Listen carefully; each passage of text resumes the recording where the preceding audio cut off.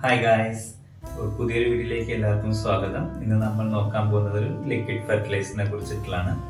നമ്മൾ ഇന്ന് ഉപയോഗിക്കുന്ന പല വളങ്ങളും നമുക്ക് ഇപ്പോൾ ഫ്ലാറ്റുകളിലും മറ്റേ സ്ഥലങ്ങളിലൊക്കെ ആകുമ്പോൾ അത് സ്റ്റോർ ചെയ്യാൻ കുറേ പ്രയാസമുള്ളതായിരിക്കും. അപ്പോൾ ഇന്ന് നമുക്കൊരു അധികം സ്റ്റോർ ചെയ്യാൻ സ്പേസ് ഒന്നുമില്ലാത്ത നല്ല ഗ്രോത്ത് തരുന്ന നല്ല ഹൈ എഫിഷ്യൻസി ആയിട്ടുള്ള ഒരു ലോ കോസ്റ്റ് ലിക്വിഡ് ഫെർട്ടിലൈസറിനെ പരിചയപ്പെടാം. ഇന്ന് നമ്മൾ പരിചയപ്പെടാൻ പോകുന്നത് ഫിഷ് അമിനോ ആസിഡ് എന്ന് പറയുന്ന ഒരു തരം ലിക്വിഡ് ഫെർട്ടിലൈസറാണ്. ഇത് ഫിഷിൽ നിന്ന് ഉണ്ടാക്കുന്ന ഒരു ലിക്വിഡ് ഫെർട്ടിലൈസറാണ്.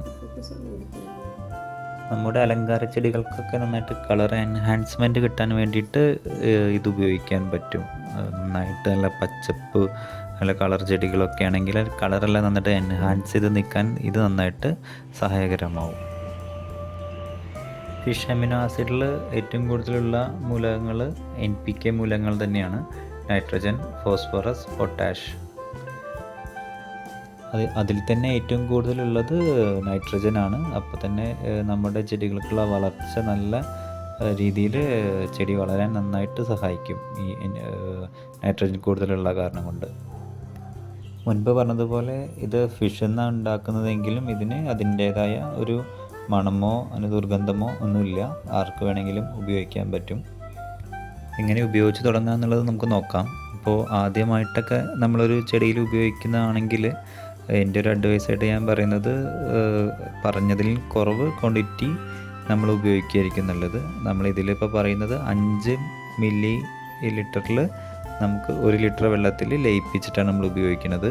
അത് പുതിയതൊക്കെ ആയിട്ട് ഉപയോഗിക്കുന്ന ചെടികൾക്കും ചെറിയ ചെടികൾക്കാണെങ്കിൽ അത് 3 മില്ലി ലിറ്റർ വരെ മതി. ഉപയോഗിക്കുന്നതിന് മുന്നേ ബോട്ടിൽ നന്നായിട്ട് ഷെയ്ക്ക് ചെയ്തിട്ട് മിക്സ് ആയതിന് ശേഷം മാത്രം അത് വെള്ളത്തിലേക്ക് ഒഴിക്കുക. അത് കഴിഞ്ഞിട്ട് നന്നായിട്ട് വെള്ളത്തിലിട്ടതിന് ശേഷവും നമ്മൾ നന്നായിട്ട് ഇളക്കേണ്ടതാണ്. നന്നായിട്ട് അത് ലയിക്കണം. ലായനി ആ വെള്ളത്തിൽ നന്നായിട്ട് ലയിച്ചതിന് ശേഷം മാത്രം നമ്മളത് ഉപയോഗിക്കുക. ഇത് അലങ്കാര ചെടികൾ കൂടാണ്ട് പഴവർഗ്ഗങ്ങളിലും പച്ചക്കറികളിലും എല്ലാം ഉപയോഗിക്കാൻ പറ്റുന്ന ലിക്വിഡ് ഫെർട്ടിലൈസർ തന്നെയാണ്. പക്ഷേ ഇത് നമുക്കൊരു സമ്പൂർണ്ണ വളമായിട്ട് കാണാൻ പറ്റില്ല. മറ്റ് വളങ്ങൾ ഉപയോഗിക്കുന്നതിൻ്റെ ഒപ്പം മാത്രമേ നമുക്ക് പച്ചക്കറി വളങ്ങളുടെ ഒപ്പം പച്ചക്കറി ചെടികളിലൊപ്പം നമുക്കിത് ഉപയോഗിക്കാൻ കഴിയത്തുള്ളൂ. അലങ്കാര ചെടികളൊക്കെ ആണെങ്കിൽ അതിനത്ര വലിയ രീതിയിൽ വളങ്ങളൊന്നും ആവശ്യമില്ല. അപ്പോൾ നമ്മൾ പൊതുവേ ചാണകപ്പൊടിയൊക്കെ ഇട്ട് കൊടുക്കുന്നതിൻ്റെ ഒപ്പം തന്നെ ഒരു ചാണകപ്പൊടിയൊക്കെ ഇട്ട് കഴിഞ്ഞിട്ട് ഒരു 5-6 ദിവസം കഴിഞ്ഞിട്ട് നമുക്കിത് വെള്ളത്തിൽ ലയിപ്പിച്ചിട്ട് ഉപയോഗിച്ച് കൊടുക്കാൻ പറ്റും. പിന്നെ ഒരു 10 ദിവസം കഴിയുന്തോറും ഇത് റിപ്പീറ്റായിട്ട് കൊടുക്കാൻ ശ്രമിച്ചു കഴിഞ്ഞാൽ നല്ല രീതിയിലുള്ള ചെടികൾക്ക് ഗ്രോത്ത് ഉണ്ടാവും. എല്ലാവർക്കും ഉപയോഗിച്ച് നോക്കാവുന്ന ലിക്വിഡ് ഫെർട്ടിലൈസർ തന്നെയാണ് ഫിഷ് അമിനോ.